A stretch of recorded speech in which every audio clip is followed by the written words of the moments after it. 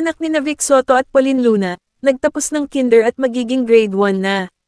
Proud na proud si Vic Soto at Pauline Luna sa kanilang anak na nagtapos na ng kinder at papasok na sa grade 1 sa susunod na pasukan.